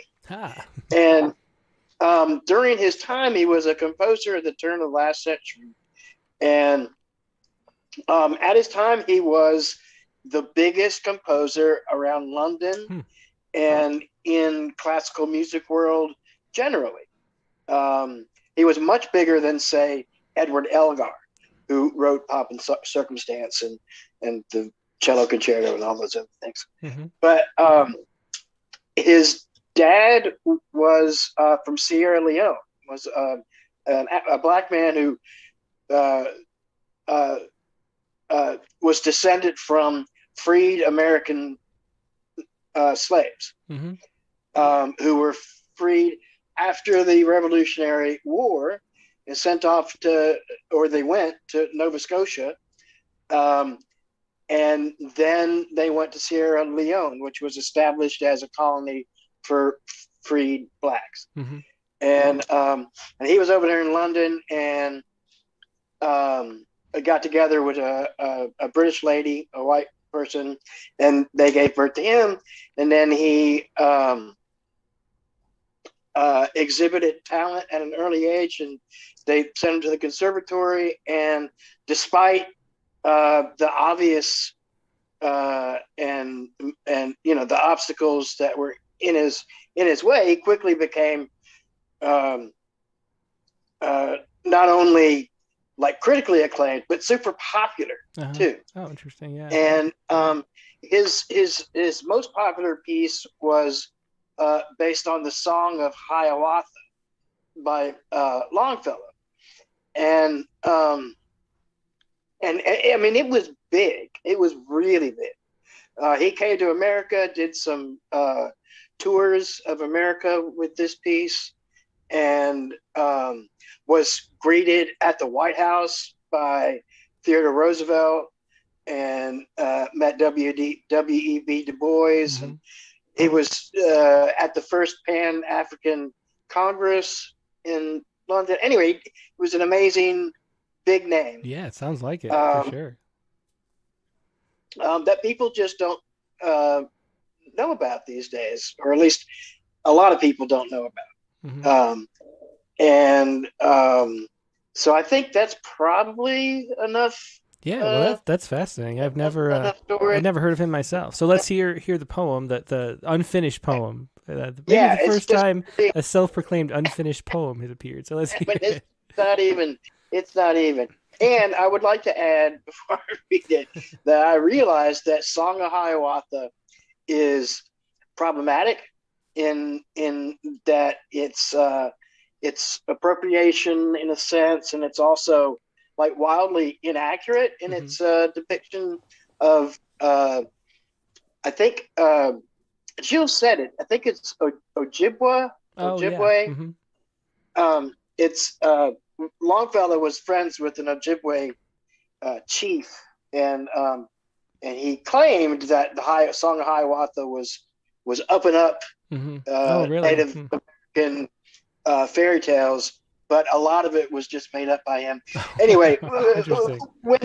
when as the poem progresses in my mind, I will deal with that aspect Gotcha. of it. Yeah. Okay. So Okay. anyway, this is Song of Coleridge Taylor, unfinished. And there's a hyphen in between Coleridge and Taylor, and that's due to a printer stuck it in there by accident. And he just adopted it later. It's not actually a compound name. Interesting. He Sounds just an interesting guy. Yeah. Yeah, it's fascinating. So, Song of Coleridge Taylor. Across the Croydon Railroad tracks, downwind from the slaughterhouse, while his father sailed back to Africa, 15 years before the 20th century was unleashed, he was born Samuel Coleridge Taylor. Samuel Coleridge Taylor was named both for the poet and his dad, though it was Longfellow his mother read to him every night, and the tales of Hiawatha that sang his soul awake until he himself burned with song. Dunbar and Du Bois would sing the African Maulers' praises soon. Very interesting. Well, leave us wanting more for sure, because that's I'm looking forward to seeing the rest at some point. Yeah. Yeah, I'm going to work on it. I would have gotten along farther, but I had to take a quick break and watch that spacecraft smash into that asteroid. Oh man, I forgot about that. I haven't seen that at all. It was live, and you could see the asteroid coming up and coming up. Oh, I want to watch that video. Bigger. And then the video cuts out because it smashed into it. Oh, that is because cool. they're trying to see if we can avert a disaster, a planet-killing asteroid in the future. Yeah. So, well, hopefully they can figure it out, because we could use that. Yeah. It's my intention to write a poem about that and send it in for Poets Response. Very cool. Well, I'll look forward to that too. Thanks so much. Okay, thanks, Tim. See y'all awesome. later. Thanks so much, Brent. All right, bye. Yeah, that was Brent Stauffer with a Song of Coleridge Taylor. Fascinating character there. And let's go to Dick Westheimer. Hey, Tim. Hey, Dick. How you doing tonight? Good. The prompt poems have been so well. First of all, the interview with Jill was wonderful. I loved her reading voice and her reading presence. Yeah, for sure. It's straight from the heart. It reminded me a lot of Rachel Malalou, telling stories that matter in a very direct way, and very insightfully, without a lot of frills. I loved it. Yeah, and her material matched her reading voice. Yeah. Yeah, I agree. I love the prompt poems, and it has lit a fire underneath me to get back to writing prompt poems. I've been sort of obsessed with news poems and have sent you probably more than Last Night as Rain Beat Against the Glass. Okay, here we go. Yep, I got it up. Okay. And just briefly, it's one of those rare years where the equinox, the weather that swept in the moment of the equinox matched the description of an equinox. It was autumnal weather from summer weather on the autumnal equinox. Yeah, so, perfect. Yeah. Which is unusual. So it's Villanelle-ish. Last night as rain beat against the glass. Last night as rain beat against the glass, I lay in bed and listened for a hint of death.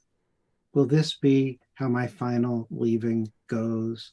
Me, afraid to close my eyes, that I might miss the rain that rattles the panes, the wind that rattles the panes, the rough hand of the rain that beats against the glass. The seasons turn. I don't wish to miss out on the animate trees, the sudden fall of leaves. Will this be how my final leaving goes?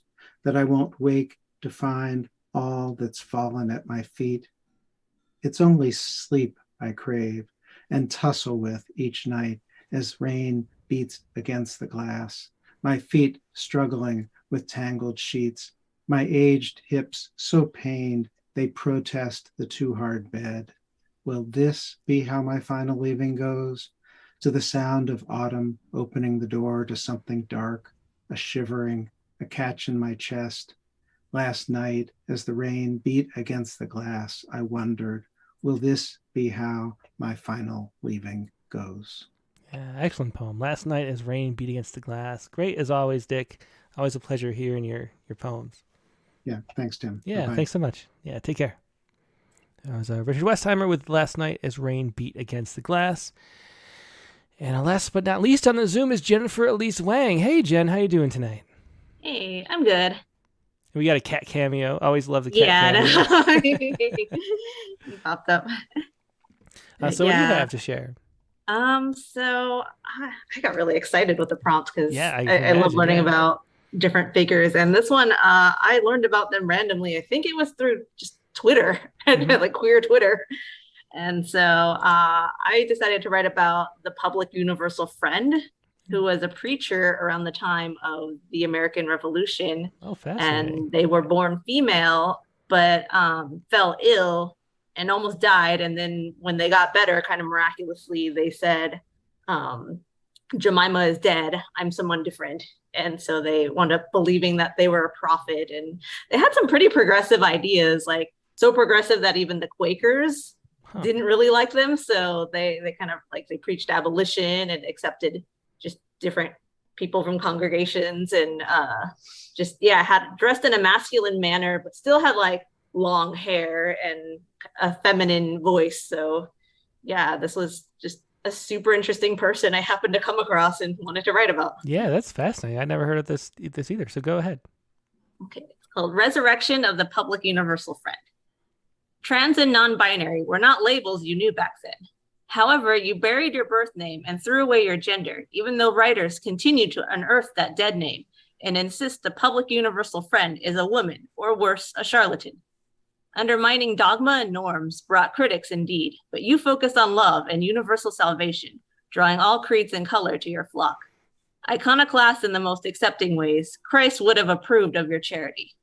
Universal Friends was the first religious community founded by an American, yet no one brings it up, for women and non-binary folks are never included in our history books. Venerating God over a husband, yet allowing marriage to happen, equality in the form of abolition and peaceful sharing of land, and repentance you did preach. Salvation could come for us all in the upcoming apocalypse if we followed you. Your detractors said those were lies, but they were the ones who threw the rocks. Frocked in masculine garb, yet hair long like a lady's, resurrected during a political revolution, inspiring a couple of other women to discard their gender. Escaping a mob on horseback, you were the necessary glue that held your friends together, and the movement died when you didn't rise. But here I resurrect your spirit. Yeah, that is very cool. That is the kind of story that should be a movie. That's very cinematic. Yeah. And the mob thing was, at least according to the Wikipedia, like multiple times people tried to get them arrested or just kind of try to evict them from different places. And there was a mob at one point and they escaped on horseback since they were really good at writing. Yeah, very fascinating. Well, thanks so much for sharing that, Janet. It's always, it's always a pleasure hearing your work. And this is a fun prompt for learning about people I hadn't heard of. Yeah, very cool. Yeah, thank you. Yep, take care. This is Jennifer Elise Wang with Resurrection of the Public Universal Friend. Let's see, what else do we have that I can share here? Ted Guevara and Susan Talley have poems. Jayanthi Rangan is here, but the audio is not connecting. Jayanthi, so if I'll give it a second before I leave. We'll look at another poem. We'll look at Ted's poem or something before I do that. Let's see. This is let's look at. So last week Clayton Clark sent a poem. And we didn't get to it because remember last week we had a really, really packed show. And we completely ran out of time. This week we have a lot more time. And so Clayton Clark's poem is here. This is from last week's prompt. What was last week's prompt? Does anybody remember? I don't remember. But it's oh no, it's not last week's prompt. It's a poet's response submission. So he says you can call it a par-baked poem. So let's see what this is. This is This or That Yellow Bird. And this is Clayton Clark. Let's see. Here we go.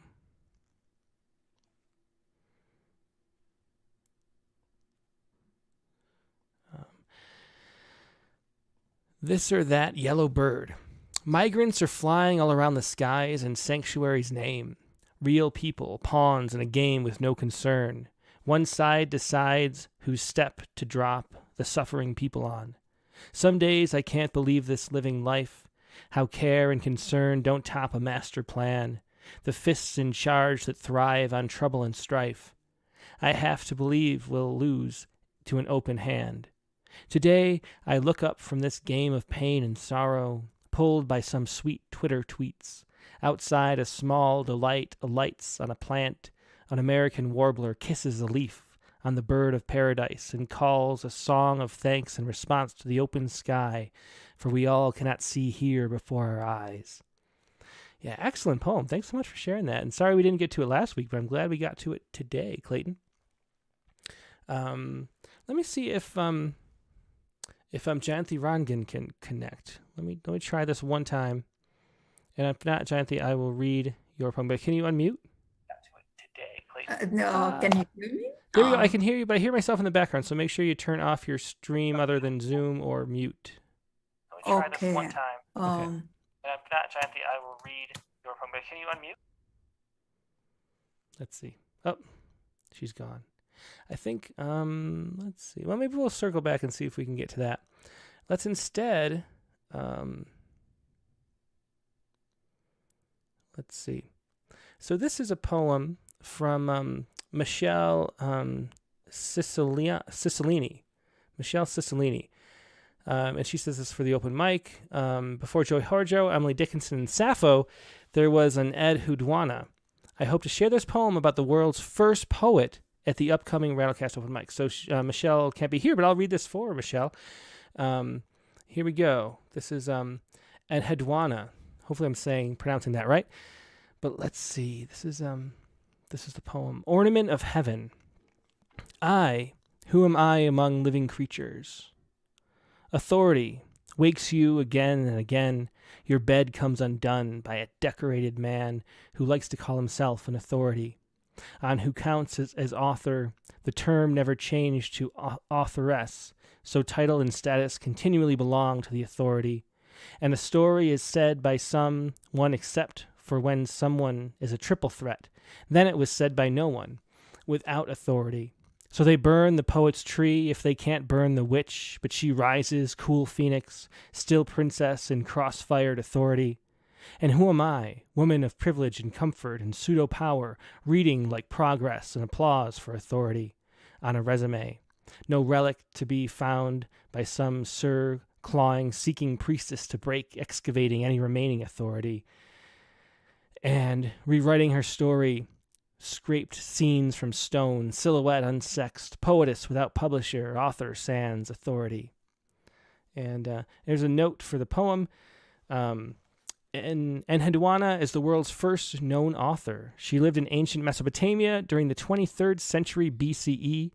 She was the princess daughter of Sargon the Great, high priestess to the moon deity Nana Swen, and writer of the temple poetry about Inanna, the Sumerian goddess of love and war.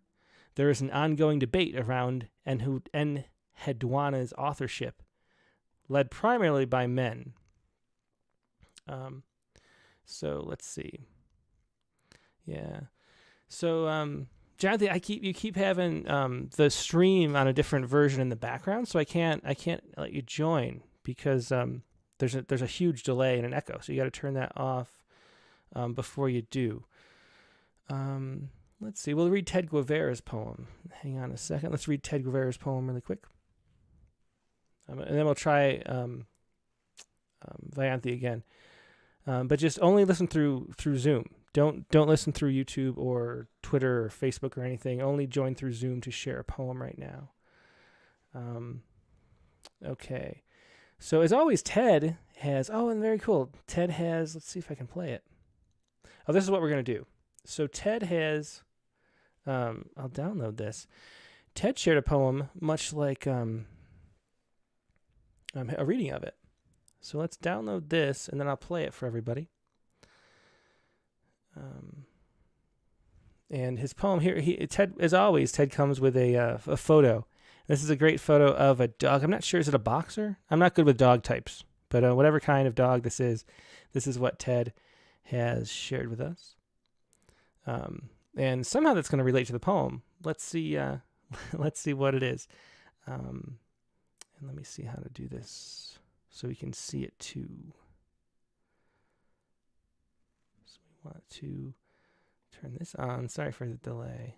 Let me get this right. Because the setup is totally different now, which is why I'm kind of juggling between different things. Because of an update. So let's see. So if I go can you see him here? There you go. Okay, so there's Ted. And sorry for the delay. But there's Ted. And here he is reading his poem,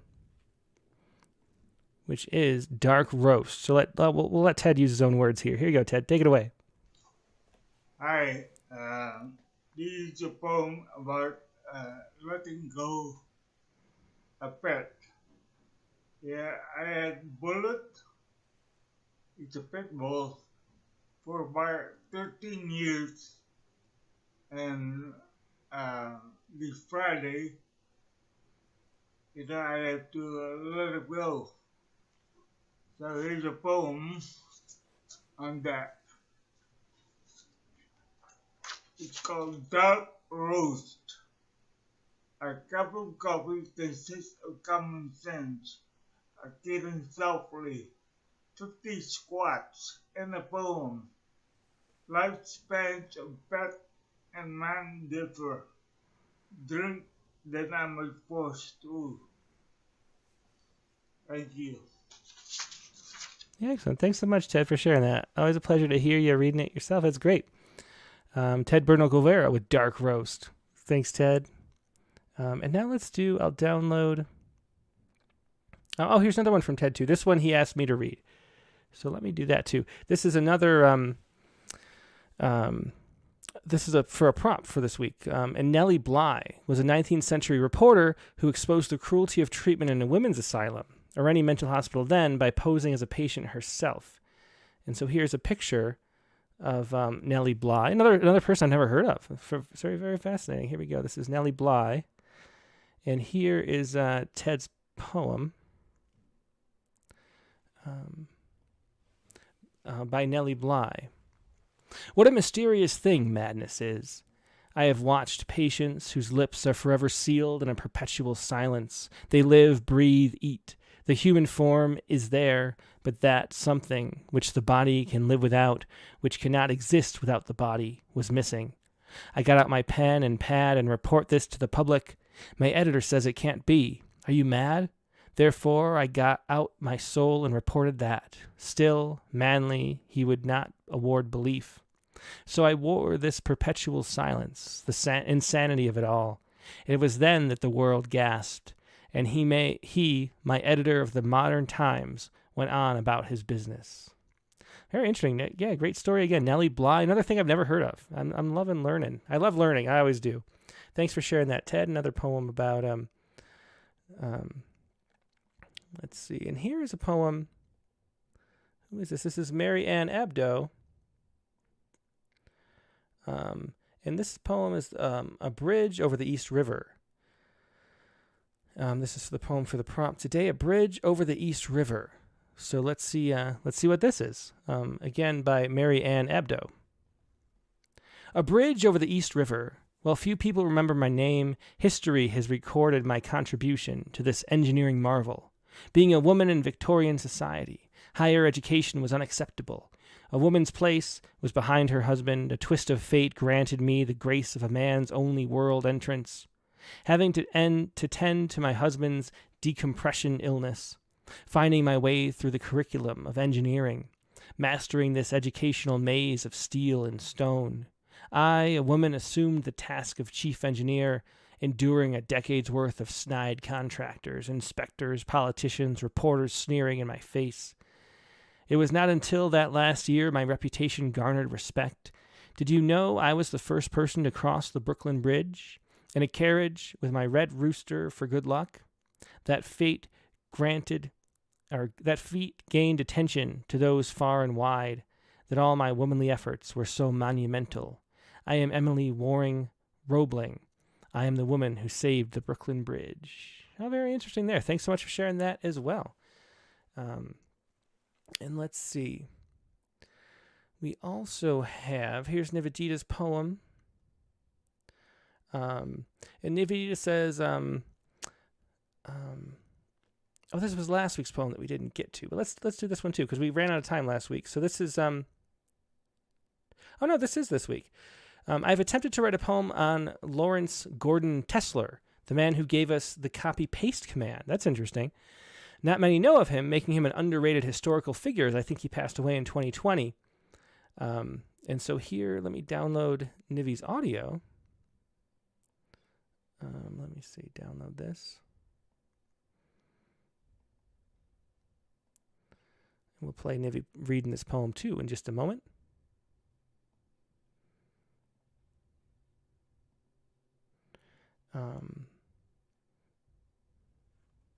Okay, poem ready to go. Here's Nivi. Take it away, Nivi. Hello, my name is Nivedita, and this is my attempt at the prompt poem for Rattlecast. So, the historical figure that I've chosen is Lawrence Gordon Tesler, or Larry Tesler. I'm pretty sure very few of us have heard of him, but he is the genius behind the copy-paste command that we use so often these days and, take for granted. And no one really knows about him, so I thought that I would take this opportunity to sort of dedicate this point. And he passed away, I think, in 2020, if I'm not mistaken. So this is sort of a tribute to Larry Tesler. Cut, copy, paste. We credit Steve Jobs and Bill Gates and Mark Zuckerberg and Tim Berners-Lee. But do we ever think of Larry Tesler? We move words around the page, trying to see where it best fits, like a collage, a part of a bigger picture, like we try to see where we fit. And we do it so easily, just a click here and a click there, unlike when it comes to us, and there is no such simple solution. We don't have the laborious task of having to retype this here, delete it there, and then retype it here again. But for us, the task is laborious, to move, stay, and test our fit there before moving on again. Much like found poetry, or even copy-paste poetry, we use this command in our daily lives, yet spare no thought to the man behind it all. But now we do. Now we know Larry Tesler. Thank you. Yeah, thanks. That was Nivedita Karthik again with cut, copy, paste about Larry Tesler. Every one of these people is someone I haven't heard of, which is really fun. So thanks so much for sharing that, Nivi. Always a pleasure. And I think that's going to be the show for today. Let me see. I guess one more time. We'll see if we can get Jayanthi on. And if not, I'll just share the poem. But let me ask, can you unmute? Jayanthi? If not, I will just share. I'm just going to share this poem and end the Zoom call. Sorry that it didn't work out this time. But here, this is a Wordle poem. Remember last week, Jessie Randall shared her Wordle poems, that a new form that she invented that she thought would be fun. And you take the Wordle and the actual word of the Wordle that day and make a poem. So this is Backyard Performers. Everything is a 5-letter word, so it fits the Wordle form into the boxes of the Wordle. So here we go, Backyard Performers. Here we go. Backyard Performers. Micro, finch, wingy, amaze, acute, eagle, claws, chick. Moves, worth, Oscar, award. Very cool. 3 little poems there. Wonderful. Backyard Performers. Interesting poem using the Wordle form. Thanks so much for sharing that, Jayanthi. That was Jayanthi Rangan again. And now we are going to move on to the Sciku for the week. And here is the Sciku. Very interesting story. This is out of the University of San Diego, UC San Diego. And here we go with the story.